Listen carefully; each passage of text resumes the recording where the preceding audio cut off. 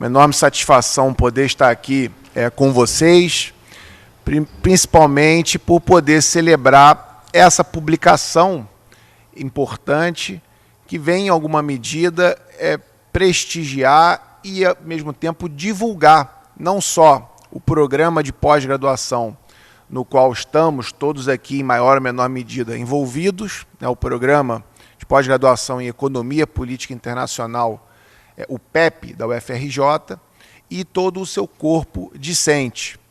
A ideia do livro, justamente, era poder franquear ao grande público as publicações que muitas vezes ficam perdidas na caixa dos professores aí de e-mail que vão recebendo os artigos finais da disciplina, em alguma medida artigos muito valiosos sobre os mais variados temas, sobre pesquisas interessantíssimas que, em determinado momento, nós tivemos a oportunidade aí de publicar e franquear ao grande público.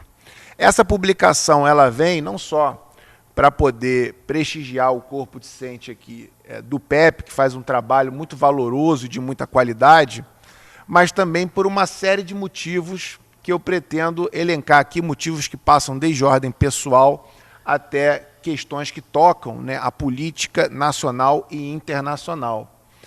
Nesse sentido, né, essa publicação ela celebra, né, o meu retorno aqui ao programa agora como docente. Eu fui da primeira turma de mestrado desse programa aqui, ainda no longínquo pré-pandemia, né, em 2009 ainda, né, em épocas de democracia, de Estado democrático de direito nesse país.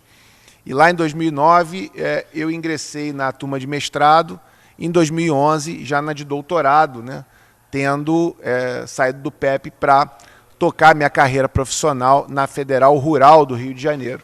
E lá estou até agora, e em 2020, em meio a um contexto tão ímpar, né, vamos para dizer o mínimo, quanto foi, tão trágico, né, quanto foi a pandemia, eu retorno aqui ao programa enquanto docente.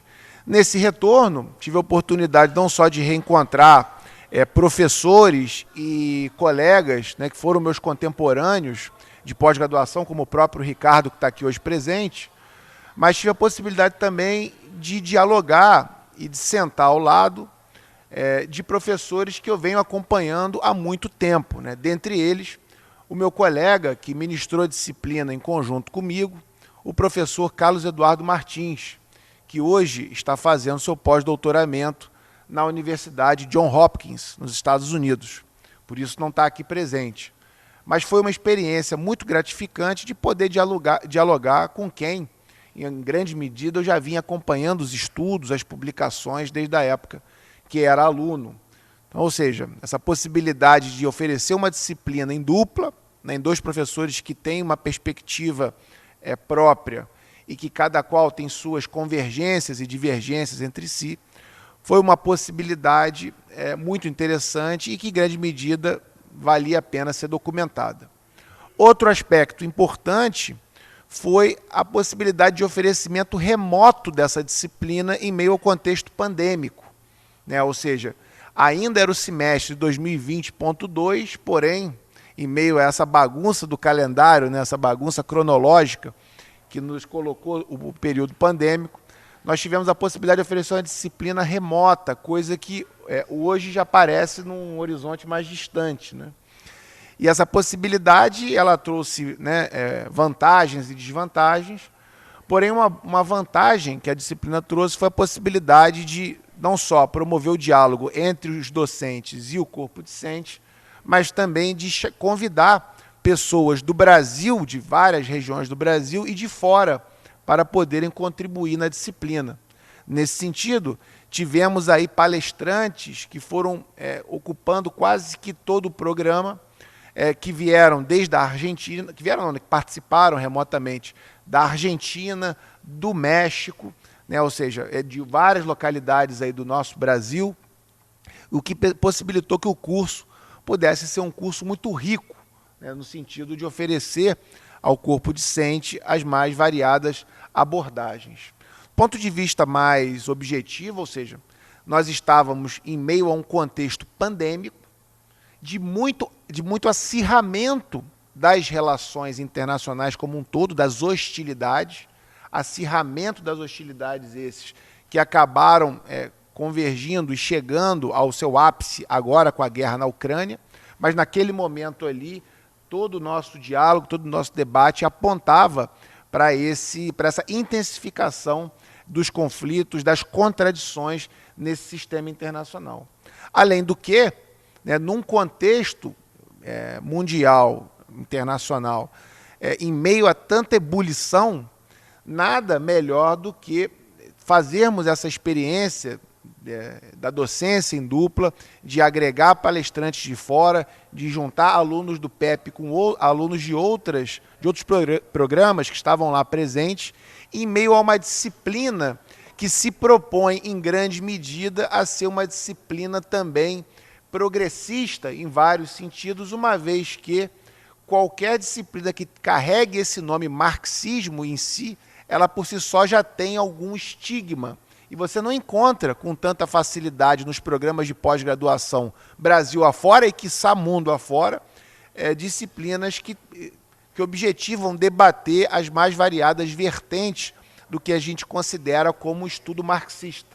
Até porque, minha gente, sejamos aqui francos, o estudo das relações internacionais, principalmente na sua vertente mais tradicional, ele é altamente refratário a qualquer coisa que indique próxima do marxismo, né? As relações internacionais como um todo são uma área de estudo muito conservadora e que tem um diálogo muito árido com o que se considera Marx e os marxistas e todo esse arcabouço do marxismo. Ou seja, muita gente, inclusive, sequer considera Marx como um autor de relações internacionais, um autor válido. E nessa disciplina a ideia foi justamente explorar não só o pensamento de Marx no que tange as relações internacionais, mas aprofundá-lo perante todos aqueles que lhe sobrevieram e que se propuseram a seguir as suas pistas, principalmente a partir de um conceito-chave fundamental para a compreensão das relações internacionais, não só naquela época e ao longo do século XIX e XX, mas fundamentalmente hoje, que é o conceito de imperialismo. Um conceito que foi se tornando cada vez mais estigmatizado, um conceito que foi banalizado, foi dado como morto, hoje é ressuscitado e se reanima aí a plena potência. Não tem como explicar os acontecimentos atuais sem tocar no tema do imperialismo. O imperialismo não é um conceito tão simples, é um conceito que acompanha a estruturação das relações internacionais. Afinal de contas, ele é a forma que o capitalismo dá ao internacional. E isso, com todos os seus desdobramentos necessários. Por isso, nós pensamos em uma organização do livro que casou muito bem com os interesses dos alunos, uma organização que privilegiasse dois grandes blocos que tocam temas fundamentais para o imperialismo e que tangenciam e que dialogam diretamente com a economia política internacional. Um mais próximo desse conceito, do debate da conceituação de imperialismo e todas as suas reverberações, e um segundo bloco que envolve os debates do imperialismo em nossa realidade, tratando mais especificamente das teorias marxistas da dependência, mas principalmente desse conceito de dependência como um todo. Então o livro vai sendo composto por dois grandes blocos que tratam de conceitos fundamentais para a compreensão da economia política internacional, o imperialismo e a dependência.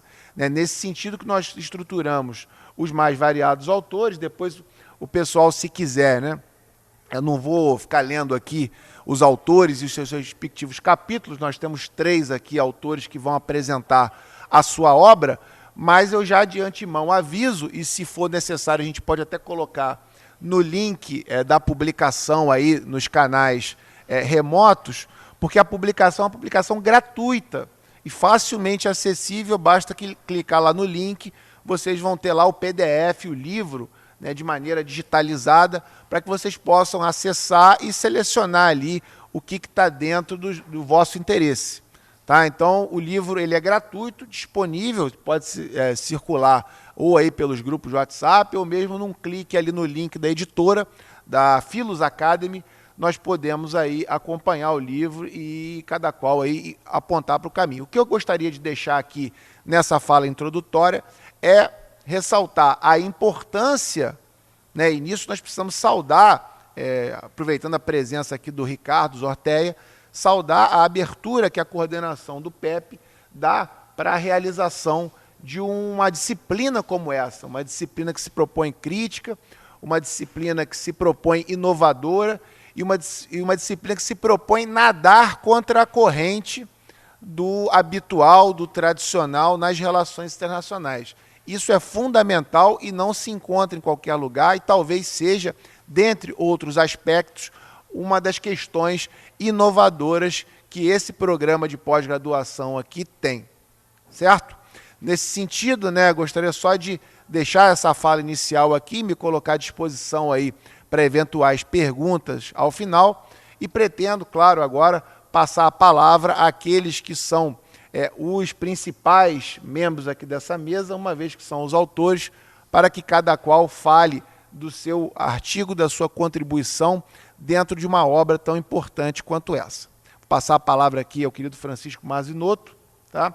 E depois a gente vai seguindo aqui nas apresentações e abre para a plateia aqui, caso queiram fazer um pequeno debate, perguntas, dúvidas, tá? Questões de todas as ordens. Obrigado. Bom, obrigado, professor. Boa tarde a todas e todos. Gostaria de agradecer a presença de todos aqui hoje. Antes de iniciar minha apresentação, se puder ir colocando aí, por favor, eu gostaria de fazer algumas breves considerações sobre o processo de produção desse livro, né? Conforme o professor falou, o livro foi resultado dos artigos produzidos durante a disciplina ministrada por ele e pelo professor Carlos Eduardo, né? E essa iniciativa foi muito boa para a gente, como discente, para desenvolver essa parte da escrita acadêmica e produzir algum produto publicável, né? Então, eu gostaria de agradecer o professor Luiz, o professor Carlos, que não pôde estar aqui hoje com a gente, sobre essa iniciativa. E gostaria de chamar a atenção também para todos aqui presentes, como alunos do programa, para que durante o curso não se isolem, tá? Façam conexões com os colegas, conversem com eles, conversem com seus professores, verifiquem a possibilidade, a viabilidade de se publicar produtos semelhantes, publicar o trabalho da disciplina de vocês, seja em formato de capítulo de livro, seja artigo isolado em revista, porque isso é muito bom, pessoalmente falando, né, desenvolver essa parte mais da escrita acadêmica, e também é bom para o programa, porque a publicação discente é muito importante para o programa, aumenta a nota frente a CAPES, e com isso vem mais bolsas para a gente, e todos têm a ganhar, tá? Então, eu vou iniciar minha apresentação, acho que eu vou ficar em pé aqui, igual o professor.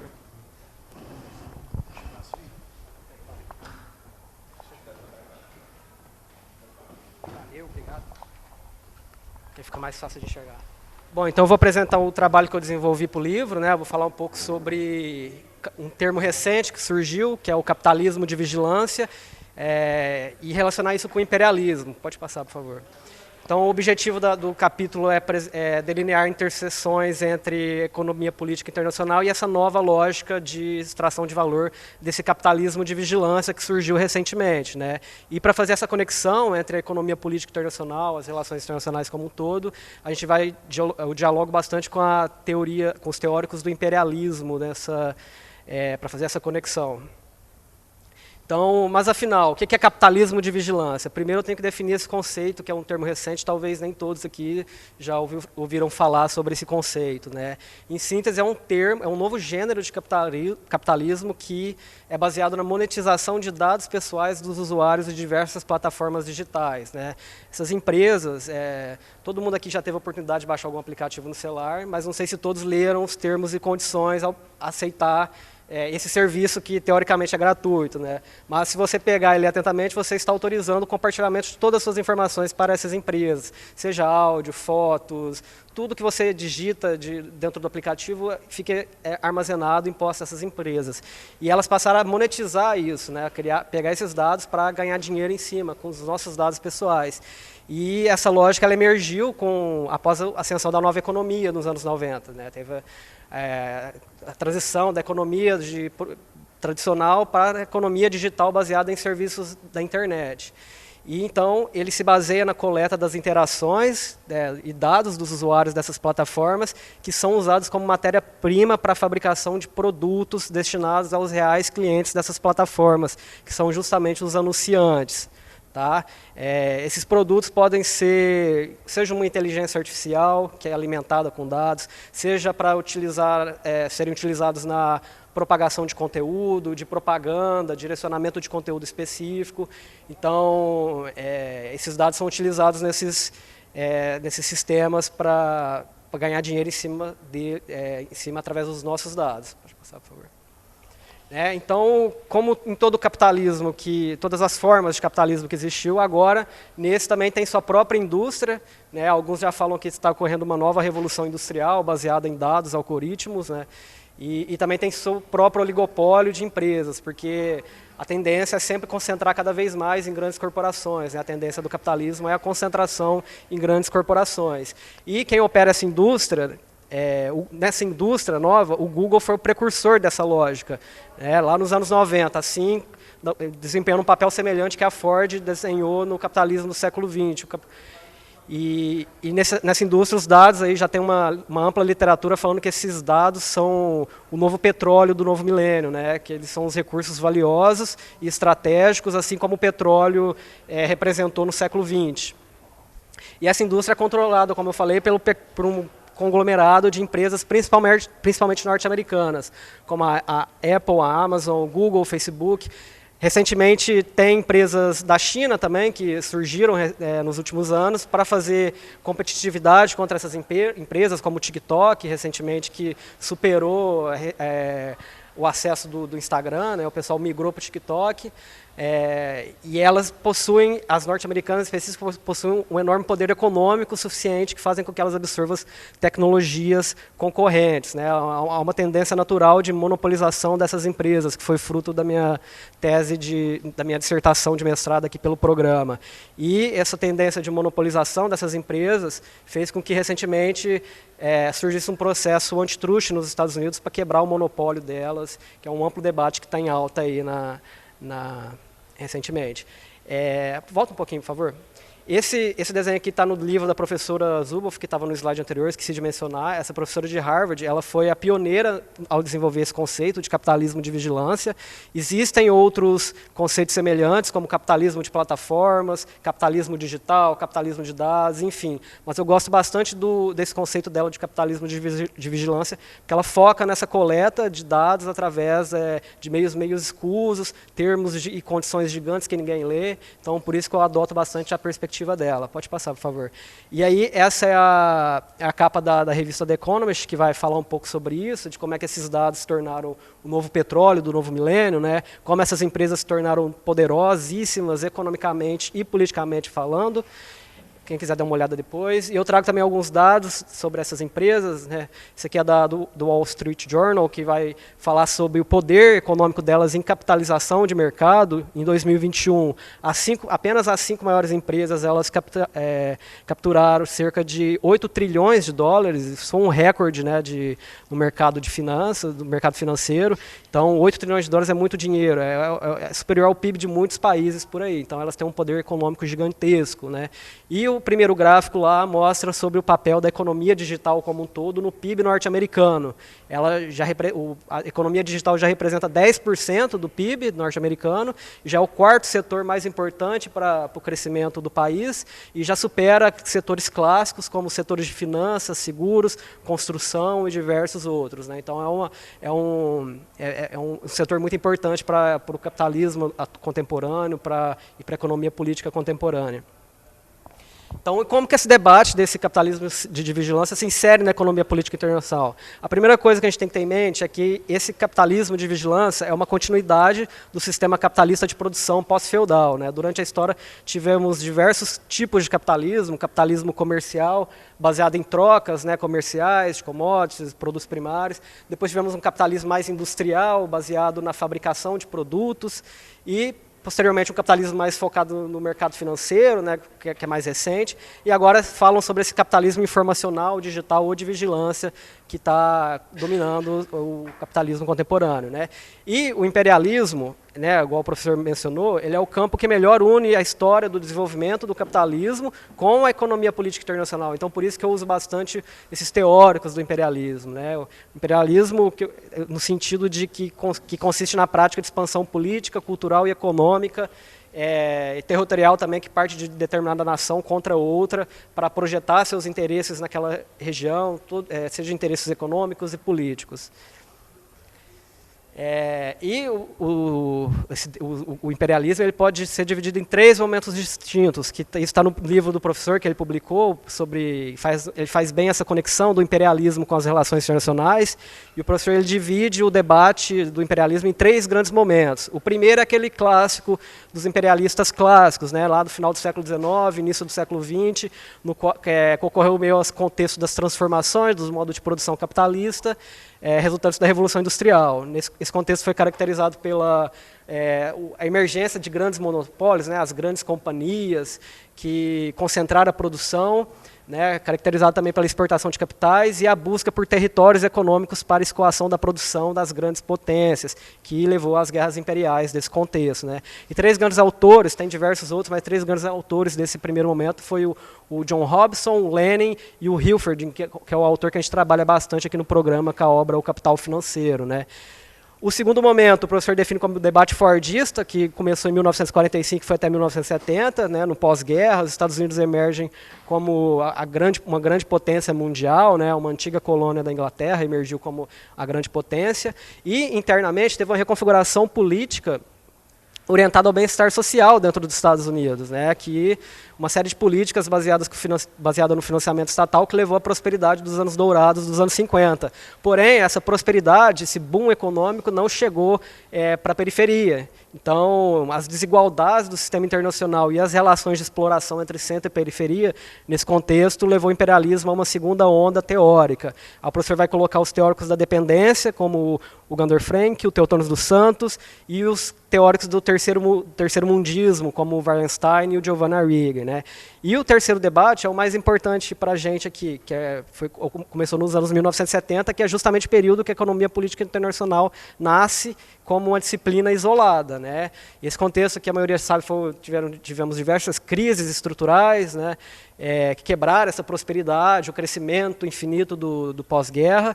Foi uma crise mundial, mas os Estados Unidos principalmente sofreram bastante com essa crise, né? Internamente sofreu estagnação, teve forte inflação nesse período, déficit comercial começou nesse período, o primeiro déficit comercial, né, do pós-guerra dos Estados Unidos, forte endividamento estatal, perderam a guerra no Vietnã, teve a quebra do acordo Bretton Woods, como a gente já conhece bem esse tema dentro da nossa disciplina, e essas crises levaram aos debates sobre a decadência e a retomada da hegemonia norte-americana, né? Falavam bastante que os Estados Unidos estariam perdendo poder e outros falavam que não, que na verdade não. E o PEP vai nascer dentro desse debate, né, da retomada da hegemonia, principalmente com as obras da professora Maria Conceição Tavares, né? E então os Estados Unidos passaram a promover uma série de medidas para restabelecer sua hegemonia econômica e política, que foram pautadas principalmente na desregulamentação e promoção de grandes inovações financeiras, né?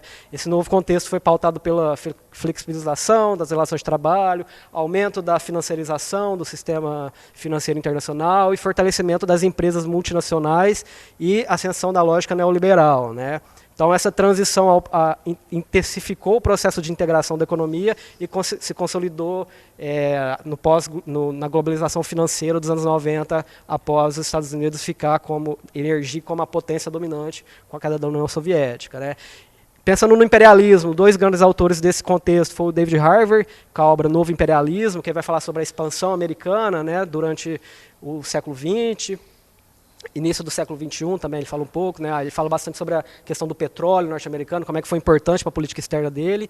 E o Hart e o Negri, não sei se fala assim, se é Negri, ele vai publicar o Império, né? Que ele diverge um pouco desses imperialistas clássicos e vai falar sobre uma eventual superação do Estado, um novo tipo de imperialismo guiado por uma estrutura descentralizada com um papel determinante dessas grandes corporações multinacionais.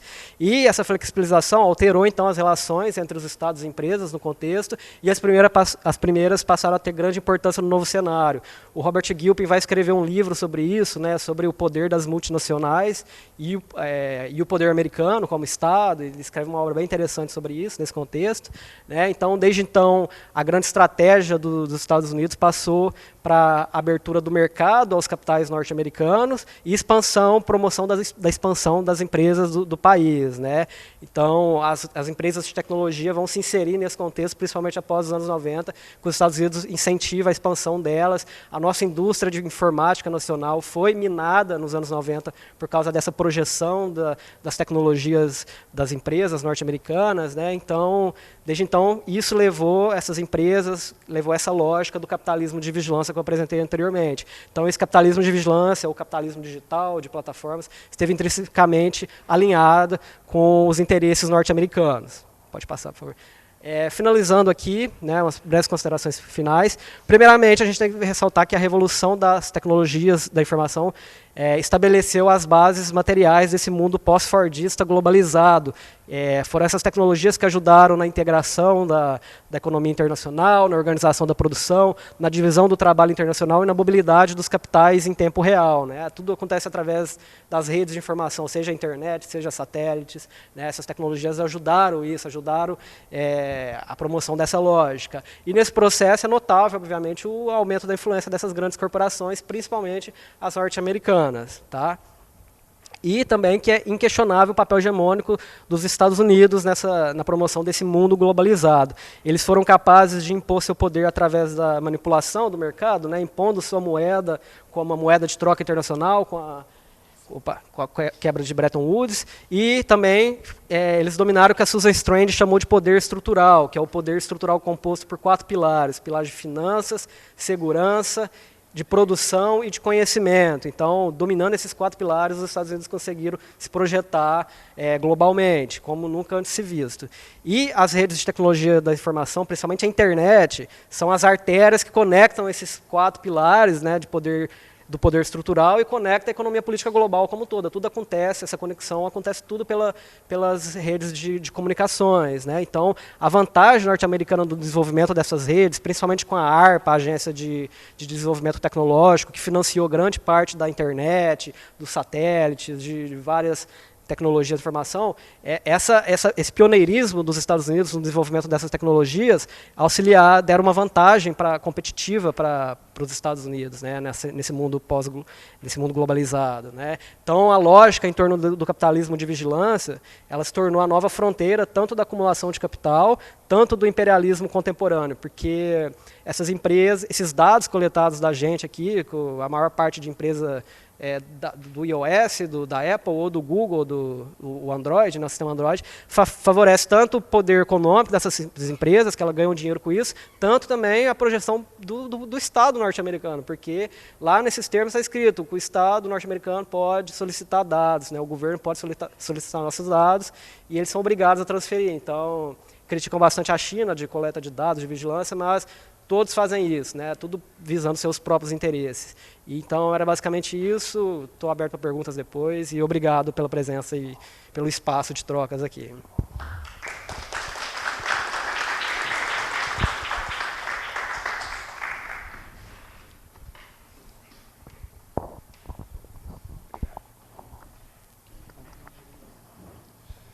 Bom, boa tarde, pessoal.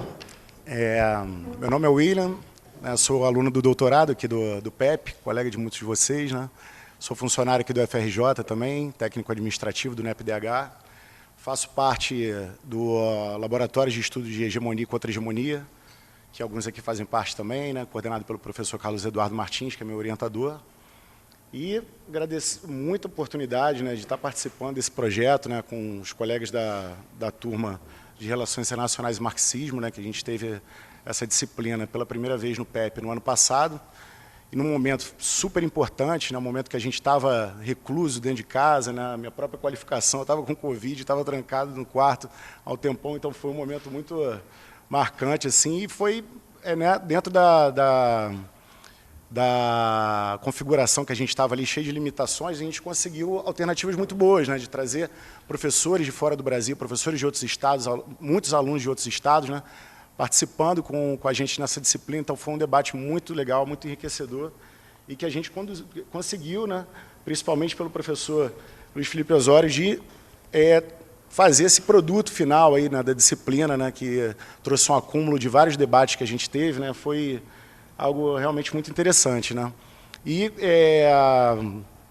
convidar vocês, né, a participarem também, a produzirem cada vez mais, né, e poderem publicar também, porque realmente é algo muito bom. A gente sente, né, de fato, que o nosso estudo ali está tendo um produto, né, palpável ali. Bom, nossa disciplina aqui é algo essencial para o momento que a gente está vivendo, né? A gente está vendo durante a campanha agora como, né, o debate sobre as questões internacionais ele está presente o tempo todo na campanha, né? E principalmente está sendo altamente distorcido, inundado por fake news o tempo todo, né?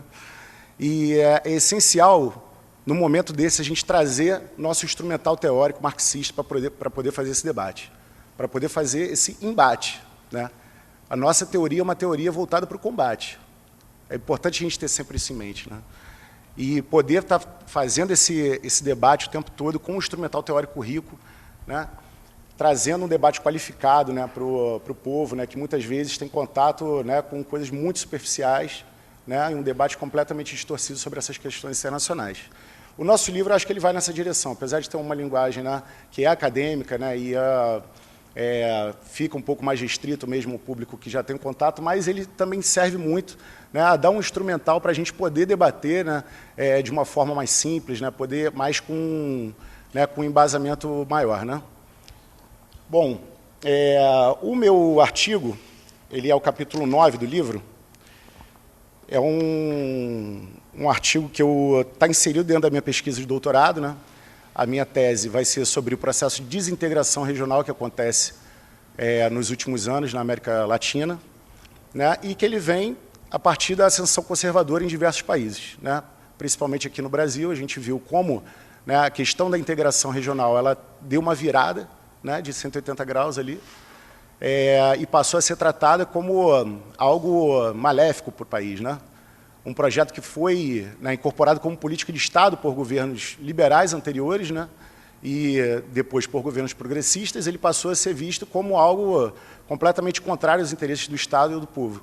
Então, passou a ser um processo de desintegração regional, né, principalmente com enfraquecimento e esvaziamento, né, de organizações, um destaque principalmente para a Unasul, né, que era uma organização que teve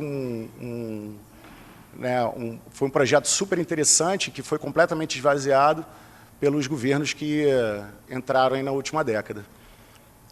Agora a gente está vendo, né, possivelmente um freio a essa ascensão conservadora, né, mas que, com relação aos projetos de integração que foram, né, desenvolvidos pelos governos progressistas anteriores, né, ele, infelizmente, ainda não teve nenhuma retomada, né? Você teve aí nos últimos anos, né, uma tentativa também de integração com viés um pouco mais conservador, o liberal, né, principalmente na figura do ProSul, mas que não teve um desenvolvimento, né, e o que a gente observa é principalmente uma desarticulação das experiências que a gente teve, né, nas últimas décadas. Com destaque principalmente agora, né, com o Mercosul, né, que fez 30 anos de fundação, foi mais ou menos em 91, acho que 91, e comemorou 30 anos em plena crise, né? Algo que, uma crise principalmente ali, né, que ficou caracterizada pelos conflitos entre o governo brasileiro, argentino e uruguaio, né, que levou a uma paralisação das negociações, algo que prejudica muito, né, a nossa agenda no continente, né? E que antes era encarado, né, por muitos governos, né, de diferentes perfis como uma política de Estado, né? E aí a disputa se dava principalmente por qual projeto de integração se dava. A integração era um fato, né?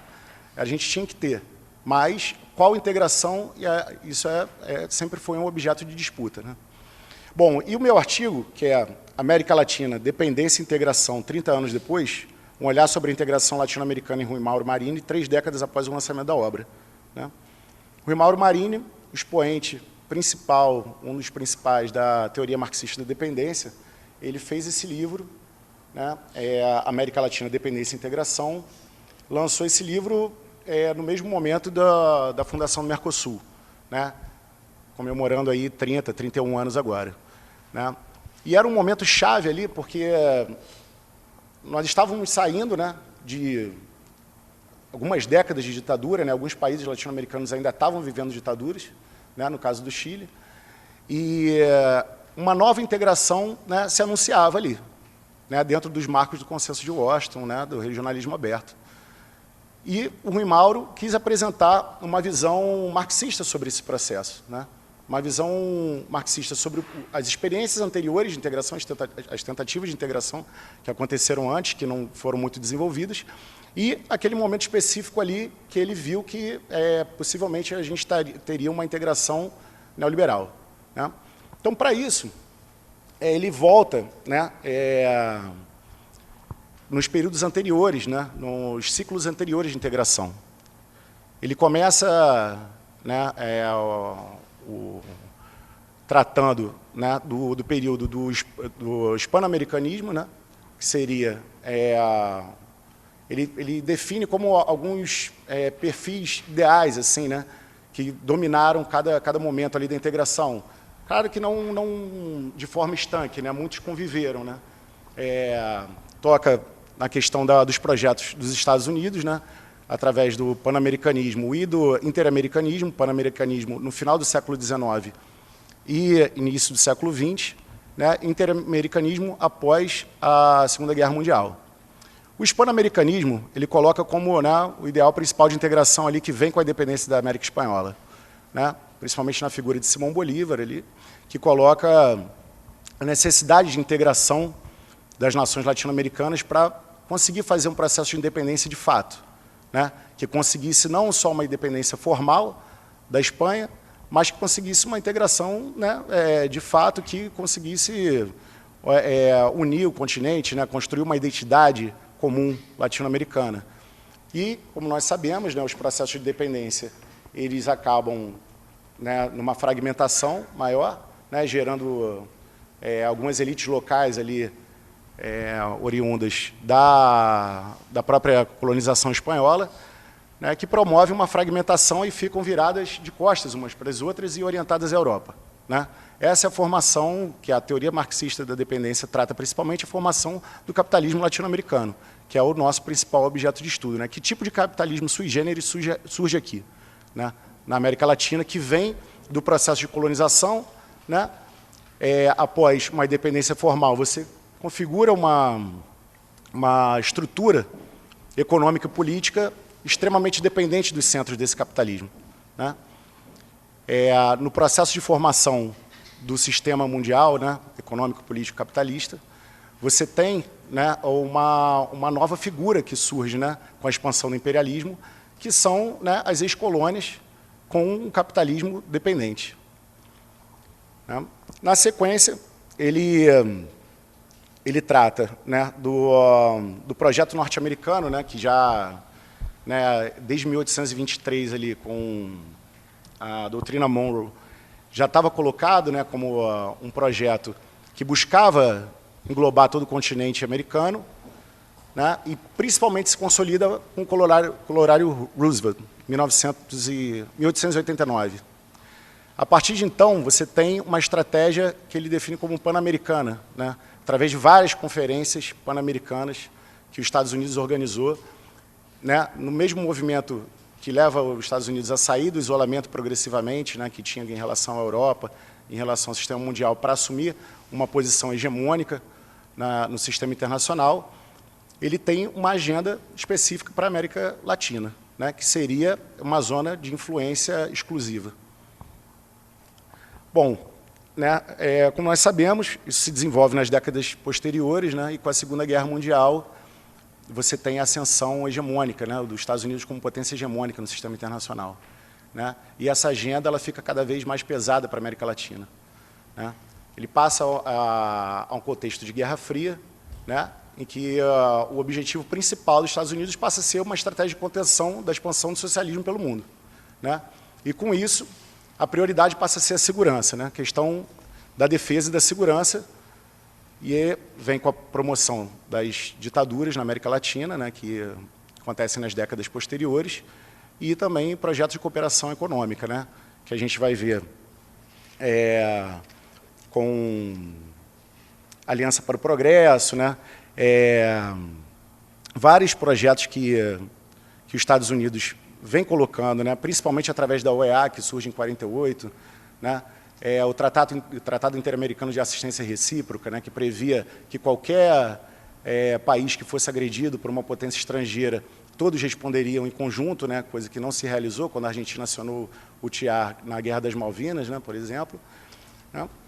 Você tem essa doutrina cada vez, né, mais forte na década de...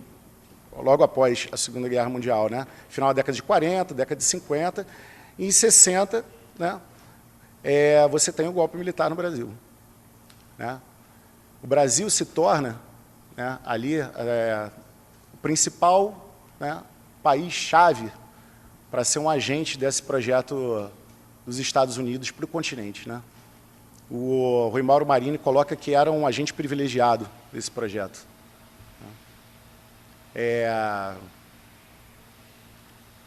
Ele toca num conceito muito interessante, né, que é o conceito de subimperialismo, para definir qual seria o papel de alguns países-chave na periferia. Né. A teoria marxista da dependência, ela pode ser observada, a sua principal influência são as teorias do imperialismo, né, com Hilferd, Bukharin, Rosa Luxemburgo, Lenin, principalmente. Né. O objetivo da teoria marxista da dependência, né, é estabelecer um olhar periférico sobre esse fenômeno. Né. As teorias imperialistas clássicas, elas tratam sob um ponto de vista europeu. Né. Já a teoria da dependência busca o outro lado dessa moeda. Né. Seria a gente desenvolver, né, um olhar próprio sobre esse fenômeno. Bom, então, subimperialismo. Né. O subimperialismo é definido pelo Rui Mauro Marini como os países que receberam principalmente exportação de capital das potências centrais, né, nesse período do desenvolvimentismo, principalmente, né, ali década de 50, 60, 70, eles cumpriam, né, um papel de expansão da economia norte-americana no sistema mundial. Né. Nosso principal fenômeno aqui que a gente teve nessa época foi a expansão das multinacionais americanas que vieram para cá, principalmente com a indústria automobilística. Né. Nós passamos de um período que a gente tinha principalmente produção de commodities, né, primárias, né, para ser um país produtor também, né, fazer um processo de substituição de importações, um país produtor, né, de bens duráveis. Né, e com isso a gente passa a importar muitos equipamentos e insumos, né, cada vez mais dos Estados Unidos, né, e Europa também. Com isso, né, o mercado dos Estados Unidos ele expande, né, cada vez mais para esses países, e a gente passa também progressivamente a ser exportador, né, para os nossos vizinhos. A gente vê, por exemplo, com o Mercosul, né, como a nossa pauta exportadora no Mercosul ela teve um crescimento das exportações industriais muito grande, e agora a gente tem um refluxo disso, né, um deslocamento das nossas exportações, principalmente para os produtos chineses. Né. Então, o Rui Mauro coloca, né, que a gente assume uma posição ali, né, dentro da periferia privilegiada nesse ponto, né, fazendo uma extração de valor de países que tinham um desenvolvimento produtivo bem menor, né, e, por sua vez, a gente transfere esse valor para o centro do sistema. É um conceito-chave para a gente entender como esse sistema mundial é pensado dentro da teoria marxista da dependência. Após esse período, né, que a gente tem, né, esse desenvolvimentismo, né, o início, né, com a era Vargas, né, depois com Juscelino, principalmente, né, a gente tem, na sequência, o golpe militar em 64, e que a configuração desse projeto de expansão, né, da agenda política e econômica dos Estados Unidos para a América Latina, ela se consolida, né, ela fica cada vez mais pesada, né, ela assume caráter violento, né, um caráter totalitário, né, com a expansão das ditaduras em vários países. E confirma, né, o que a teoria marxista da dependência estava tratando nos anos anteriores, né, de que essa agenda ficaria cada vez mais explícita, cada vez mais clara. Na década de 70, né, a gente tem, né, um tema que a gente trata muito aqui no PEP, né, que é a crise da hegemonia americana, né, ou, né, uma possível crise, né, sempre foi um dos nossos principais objetos de discussão. Né. O fato é que a gente tem os dois choques do petróleo que geram uma reconfiguração, né, na agenda dos Estados Unidos mundial e, por sua vez, para o nosso hemisfério também. Os choques do petróleo, né, principalmente o choque de 79, após a Revolução Iraniana, ele gera como consequência, né, uma mudança na estratégia dos Estados Unidos, né, principalmente na sua política monetária para o mundo, né? Expansão do dólar, né, do território econômico do dólar, né, para o mundo inteiro, e através, principalmente, do choque dos juros, né, que vem com Paul Volcker. Né? Isso tem como consequência principal para o nosso continente a crise das dívidas latino-americanas. Né? As dívidas externas do Brasil, do México, explodem, né, e dão fim ao projeto desenvolvimentista, né, que tinha iniciado aí por volta da década de 40, né, década de 30 e 40, né, a partir da era Vargas. Né? Todos os empréstimos, né, que o Brasil, né, e vários países da América Latina adquiriram ao longo de algumas décadas, né, principalmente ali no Plano Nacional de Desenvolvimento 1, 2, eles tiveram, né, juros flexíveis que foram impactados com esse choque de juros na década de 80, início da década de 80. E isso, né, deixou o Brasil completamente, né, descapitalizado, né, sem divisas para poder arcar com esse serviço da dívida, né, que levou a várias moratórias. Né. E, com isso, o Rui Mauro passa a observar, né, dentro do contexto do consenso de Washington, né, que coloca como necessidade para os planos de resgate dessas economias, né, que eram operados, né, pelos Estados Unidos através do FMI, ele observa a integração, né, como uma necessidade desses países para poder, né, se recuperar, para poder sair dessa situação. Né. Nesse período, a gente tem o surgimento da ALAD, se eu não me engano, em 1980. Né? A ALAD é a Associação Latino-Americana para Desenvolvimento e Integração, se eu não me engano. E o Mercosul ele começa a ser negociado nessa organização, né? Nessa associação.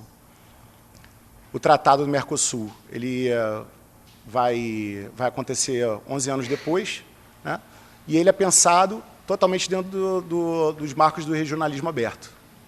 Regionalismo aberto foi um conceito, né, elaborado, né, um livro, né, que tem o mesmo nome desse conceito, né, formulado pela CEPAL, que marca, né, uma virada teórica, né, na CEPAL. A CEPAL, que é, né, a Comissão Econômica para a América Latina da ONU, que foi, né, a principal organização que desenvolveu o estruturalismo, né, na América Latina, ela passa a abandonar as suas teses estruturalistas, desenvolvimentistas, né, que foram desenvolvidas principalmente ali por Raul Prebisch, Celso Furtado, a partir de 48, a adotar uma agenda liberal, né, na qual o regionalismo latino-americano, né, a integração regional, ela era pensada como parte de uma integração liberal mundial. Né.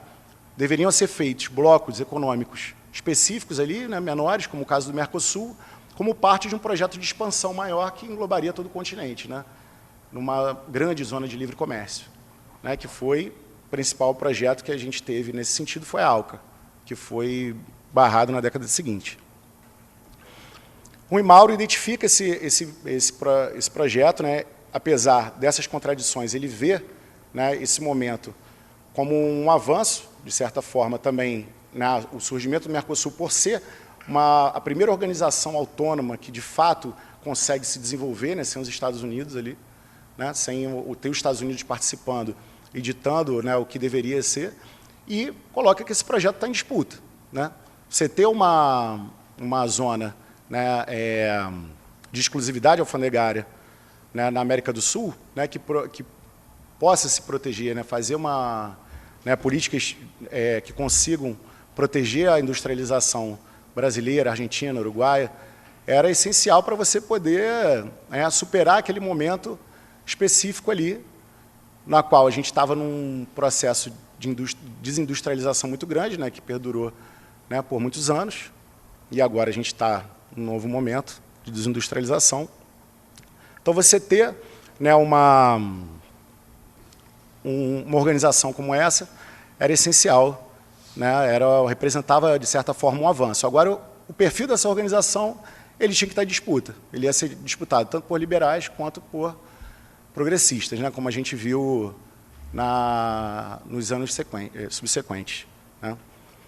O Mercosul, ele se torna uma união aduaneira, né, em 1994, né, mostrando esse desenvolvimento que a organização teve, né, e serve como base, né, como organização principal ali, né, como exemplo para diversas outras organizações que surgem em seguida, né.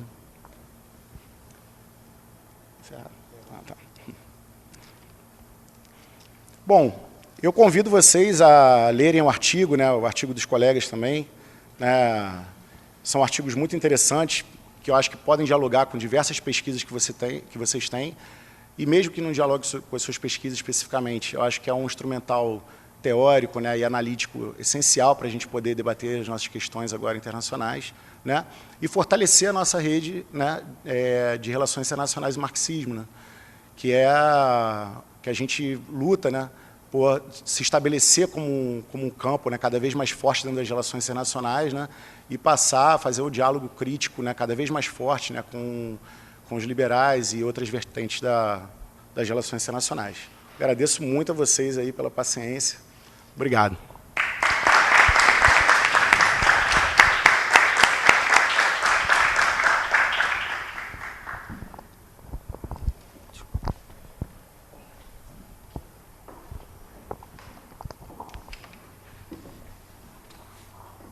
Oi, pessoal, boa tarde.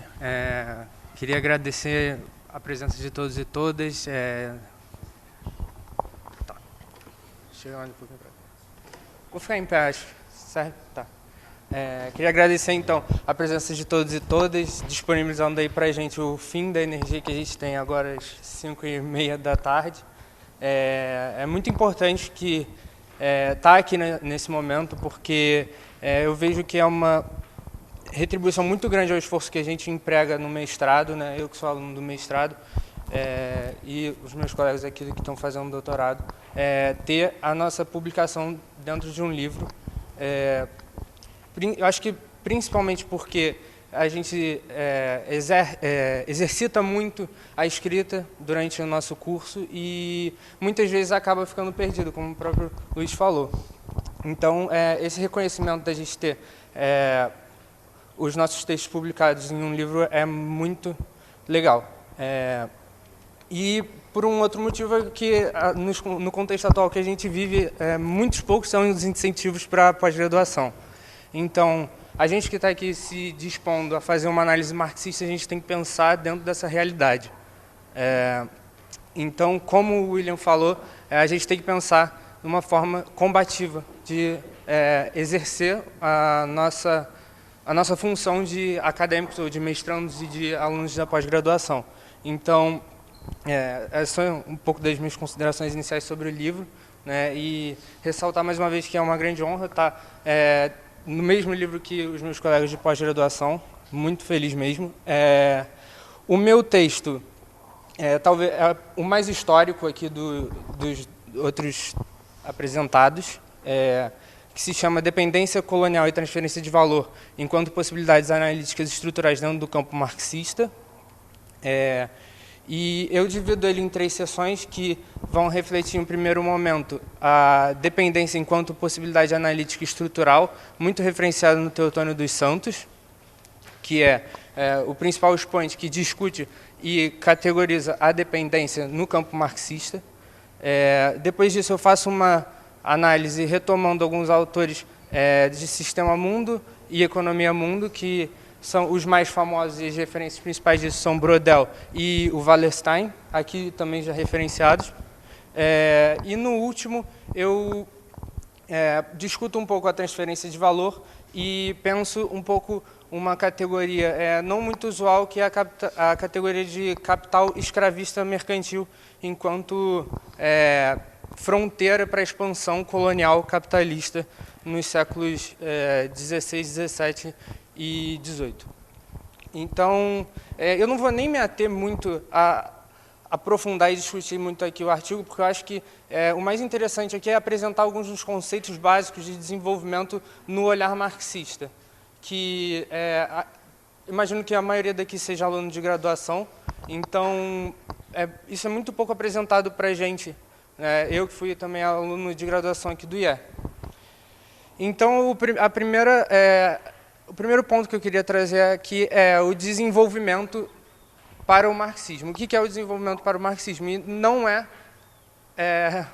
partir de um ponto inicial menos desenvolvido industrialmente para um ponto mais desenvolvido industrialmente. Tá? Ele é justamente o desenrolar das leis tendenciais do capitalismo. Então, esse é o primeiro ponto muito importante para pensar o desenvolvimento no marxismo. Tá? Então, a gente está pensando aqui como a teoria do valor vai se expressar na concretude histórica e como a lei tendencial da queda da taxa de lucro também e diversos outros aspectos principais da teoria marxista vão se desdobrar ao longo da história. E isso é o desenvolvimento capitalista sobre o olhar do marxismo. E pensar a dependência dentro do desenvolvimento marxista é inverter os vetores de difusão hegemônicos que vêm do centro capitalista. Então, é pensar quais dinâmicas vão ser engendradas na realidade periférica. E o que eu estou querendo dizer com isso? Entender qual o lugar que essas economias vão ocupar dentro de um sistema capitalista globalizado e, não só isso, observar também as dinâmicas que vão ser para fora e para dentro. Né? Então, é pensar dessa forma dialética. Então, o papel ocupado pela periferia dentro do capitalismo vai ser um papel de menos desenvolvido em termos de comércio exterior. Então, o que a gente vai pensar aqui é o grande papel de exportadores de commodities que vão estar suscetíveis às flutuações de comércio exterior do centro capitalista e que, no contexto colonial, vai ser das metrópoles coloniais. Tá? E, para dentro, isso vai conformar um tipo de modo de produção muito específico. Tá? Então,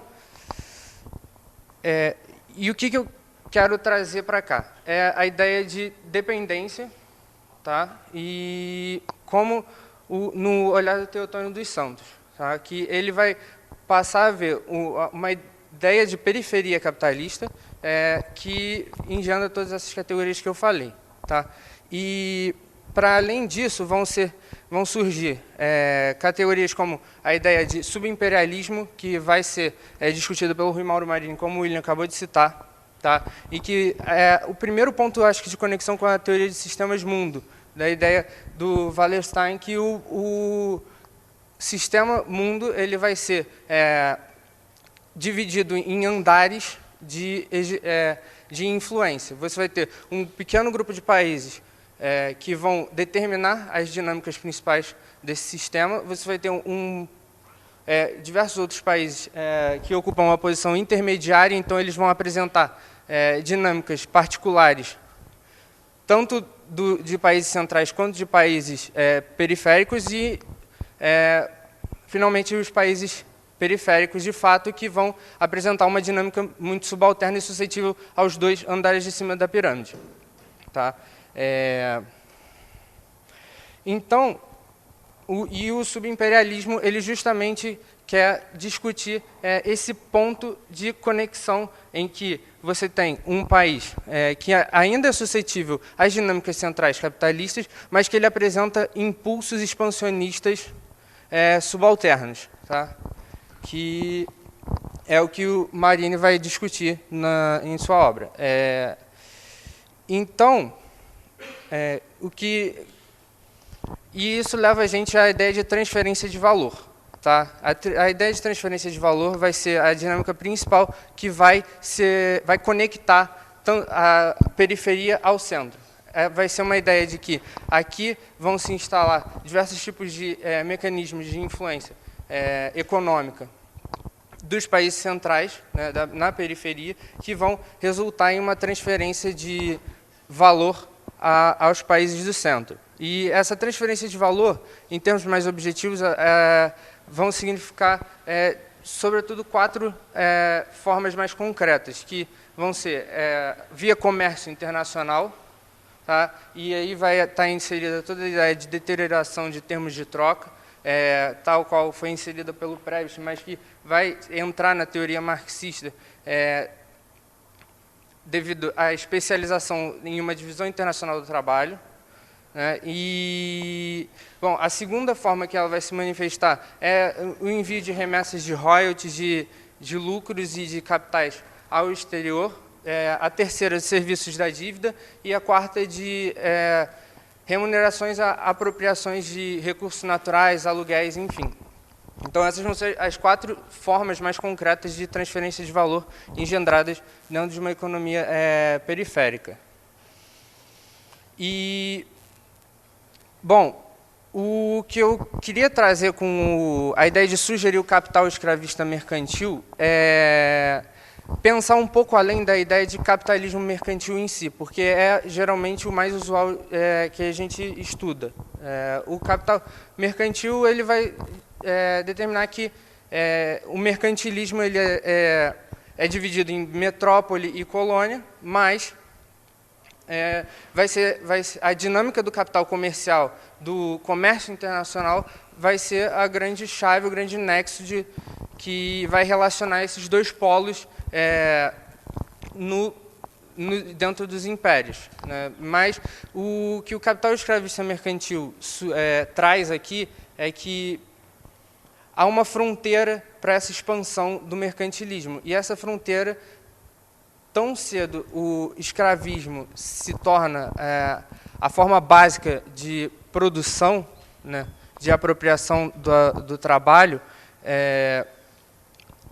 ele passa a se tornar a fronteira de expansão desse mercantilismo, porque toda a produção está intimamente relacionada ao escravismo, ao fornecimento de mão de obra que é traficada dos países africanos, ou também apresentando outras dinâmicas, outras origens, né, como na escravização de povos indígenas, aqui na América Latina, enfim. Então, o capital escravista mercantil ele pensa que a fronteira e todas as dinâmicas do capital mercantil vão estar intimamente associadas à expansão do comércio de escravizados dentro das rotas de comércio colonial, né? Então, essa é, de certa forma, a reflexão que eu trago para o meu artigo, pensando bastante o olhar teórico que eu ia trazer para a minha dissertação de mestrado e fazendo bastante esse exercício de tentar trazer para uma realidade não usual do capitalismo periférico, porque não é usual pensar a dependência em termos coloniais, justamente porque a dependência ela é pensada para países independentes politicamente.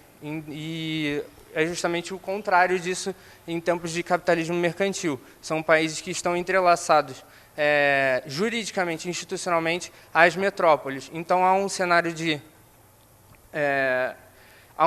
de restrições jurídicas e institucionais ao comércio dessas colônias para com as metrópoles. Então, isso configura relações de preço totalmente diferentes do que a gente vai ver após os processos de independência.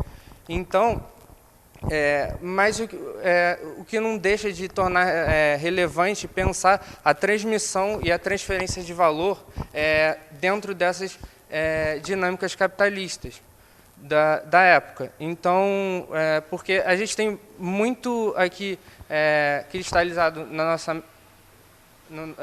nos nossos estudos que existe, principalmente por causa do Brasil, que existe Brasil e Portugal, né?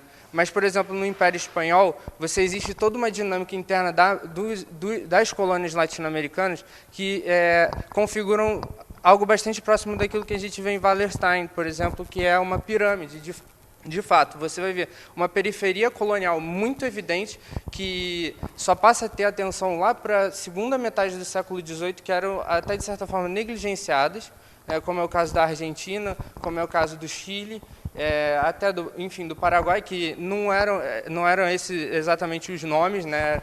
Vice-reino do Rio da Prata, vice-reino do Peru, enfim, que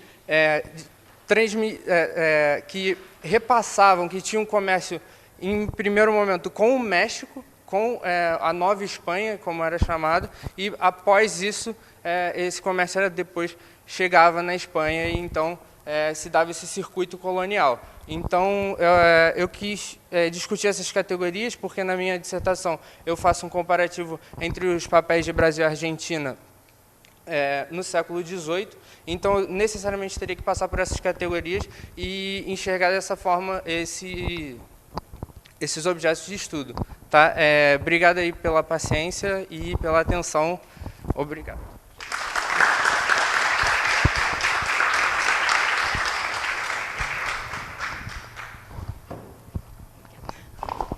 Bom, obrigada aos nossos expositores pelo compartilhamento da pesquisa de vocês.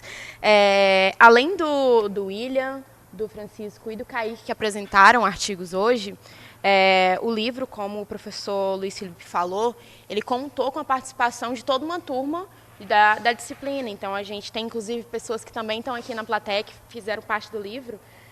O Matheus de Freitas, também tivemos a Amanda, o Gabriel, o Tomás Delgado, o Douglas Beiatza, o Gabriel Quintanilha e o Leonardo R. Lima, está ali,